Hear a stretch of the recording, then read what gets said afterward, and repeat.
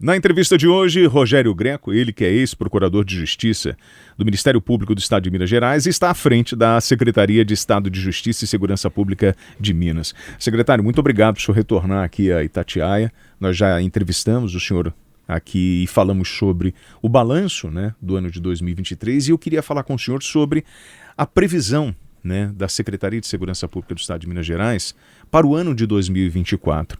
O senhor acredita que é um ano desafiador? Muito em função, por exemplo, ano de eleições. O senhor acredita que nós podemos fazer a diferença na vida das pessoas nesse ano de 2024 e as pessoas vão se sentir mais seguras em Minas? Sim. Primeiro, te agradecer novamente o convite, de estar aqui com você mais uma vez para a gente poder bater um papo sobre segurança pública, é um tema sempre importante. William, a gente tem muitos projetos, Então, o projeto, na verdade, do Estado de Minas Gerais é permanecer como sendo o estado mais seguro da federação. Então a gente tem aqui a segurança pública agindo de forma integrada, de forma unida. A gente tem aqui vários concursos em andamento, que é sempre uma necessidade. Só para que você tenha uma ideia, nós fizemos um concurso para a Polícia Penal. Nós temos em torno aí de uma tropa com 17 mil policiais penais. Olha. Então, um número grande. É grande. Para quantos mil presos, secretário? Para 62 mil presos. Perfeito. Então, estatisticamente falando, Minas está na cabeça dos estados onde você tem a proporção preso-policial penal.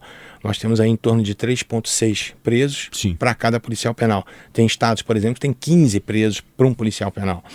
Então a gente já tem 2 anos que a gente está realizando um concurso aqui em Minas com a previsão de entrarem mais 3.500 policiais penais para completar esse número de 17 mil. Porque hoje o que a gente faz? Como a gente não tinha concurso há muitos anos, a gente tem os policiais, que na verdade não são policiais, que são contratados pelo Estado. Os terceirizados. Os terceirizados. Só que o terceirizado ele tem um problema para a gente, porque ele não porta arma. Então ele não pode estar na muralha, ele não pode fazer escolta. Então tem uma série de limitações. E ele convive com o preso. Convive. Que é um risco para a segurança dele e para a família dele. Convive. Então agora o Estado vai acabar com a situação do contratado e vai ter somente os servidores efetivos. É muito comum você falar, eu não vejo polícia militar na rua.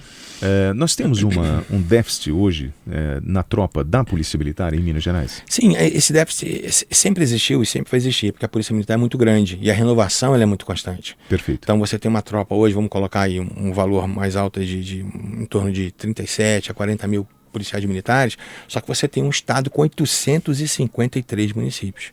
É um estado muito grande. E a Polícia Militar ela está presente em todos os 853 municípios.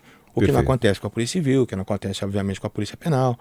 Então, assim, sempre vai existir esse déficit. E a gente, o comandante da Polícia Militar, ele procura suprir anualmente esse déficit. A Polícia Civil de Minas, ela já passou por uma reestruturação. Sim. A gente já tem aí uma garotada com uma mentalidade, com o terceiro grau completo, com outra visão.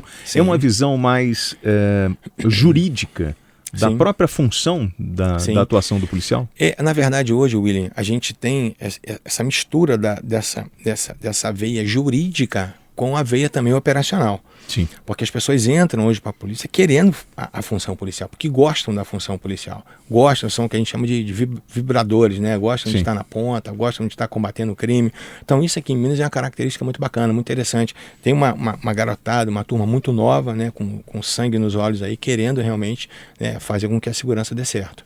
Secretário, segurança pública é uma pasta muito cara, porque você não dá para fazer segurança pública sem verba. Não. É impossível. Sim.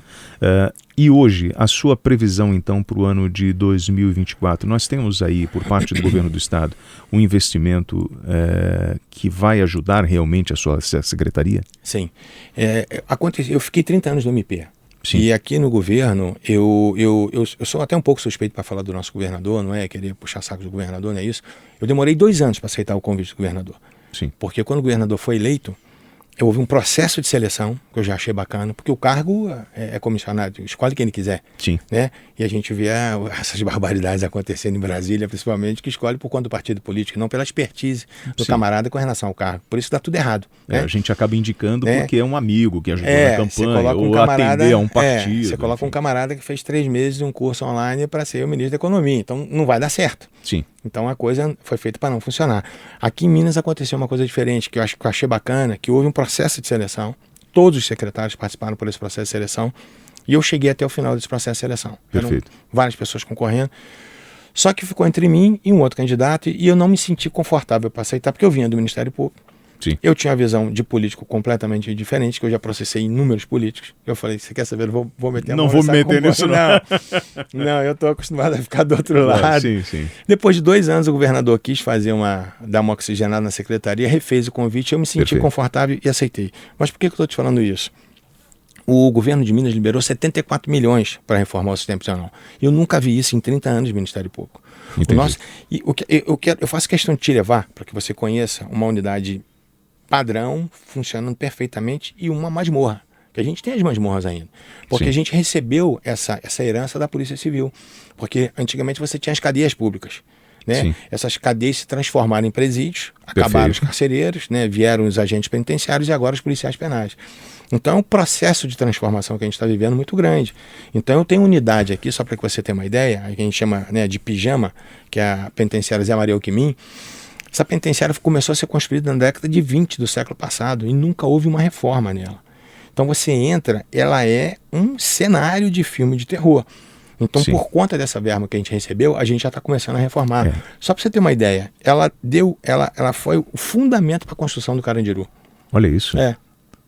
Então, e é isso que o senhor está falando. Nós recebemos, às vezes, reclamações, né, de familiares de apenados que dizem o seguinte: olha, em algumas unidades você tem o body scan, que você faz uma espécie de raio-x para ver se a pessoa está entrando com algum objeto.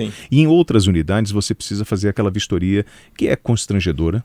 Que foi proibido, inclusive. Né? E você tem uma limitação, né, técnica até mesmo para poder receber bem esse familiar, porque a gente não pode esquecer que na verdade a família do preso, ela não tem absolutamente nada a ver com ele, ela precisa ser respeitada e o Estado é responsável por esse apenado. E para isso você tem que ter condições. O senhor acredita que nós ressocializamos pessoas com o sistema prisional que nós temos hoje? William, sim. Porque a nossa missão aqui é justamente essa, é tentar ressocializar o preso. Tanto é que a nossa obsessão aqui, a obsessão da secretaria, a obsessão do governo, é com o processo de ressocialização. O senhor acha que a lei ajuda para isso? Ajuda. Eu vou te falar uma coisa, o dia que o empresariado acordar para mão de obra carcerária, ele só vai contratar o preso, porque ele só paga 3/4 do salário mínimo, mais nada. Então, hoje nós temos, dentro do sistema prisional, uma série de empresas que já enxergaram, já acordaram para isso. Que é essa parceria público-privada dentro do sistema penitenciário. Dentro do sistema prisional. Então, assim, e é muito interessante. Nós temos projetos aqui, William, que a gente divulga isso muito pouco. Então, programas como os seus, assim, eles são importantes para a gente possa, para que a comunidade possa entender o que a gente está fazendo. Houve um movimento nacional sobre o problema da dignidade menstrual. Ou seja, as meninas deixavam de ir à escola, por exemplo, não tinham absorvente. Não tinha absorvente. O que nós fizemos no sistema prisional? Nós já começamos a aperfeiçoar o sistema prisional para que eles próprios possam produzir os absorventes. E a meta nossa é distribuir nos 853 municípios. Então a gente já começou com esse projeto de dignidade menstrual. Então a gente tem um monte de projetos acontecendo. E você faz o preso ele pertencer à sociedade. Sim. Sem o excluir. Mesmo ele estando recluso, sendo... Lembrando que presídio é pena, é uma penalidade que você está aplicando ao sujeito, mas você cria nele aquele sentimento de pertencimento. Poxa, eu estou ajudando alguém com o meu trabalho. E assim, William, mais do que ajudar, eu tenho que ter uma visão empresarial com esse preso. Eu tenho que fazer com que esse cara se especialize dentro do sistema prisional com aquilo que ele vai trabalhar lá fora. Senão perdeu o sentido, porque ele vai sair. E vai voltar para o crime se ele não tiver qualificação. Então, se eu qualifico esse camarada aqui dentro, ele tem uma probabilidade enorme de fazer aquilo que ele fazia dentro, fazer lá de fora também. Então, o meu sonho aqui, quando eu cheguei, nós temos uma alimentação transportada. E assim, a gente briga o tempo inteiro. Você tem noção? No ano passado, eu fui pessoalmente prender um empresário 6 horas da manhã na casa dele, porque ele se habilitava nos nossos processos de licitação, de alimentação. 3 meses depois, o camarada abandonava o contrato. Agora, você imagina se abandonar um contrato numa sexta-feira, final de semana aí, e os cadeia já é uma coisa tensa. Não existe cadeia calma. Aquele que acha que não loucura sabe. O que acontece na secretaria. Cadeia é uma coisa tensa. Aí você não leva a comida, a cadeira vira. Vai virar. E vai virar na rua. Também.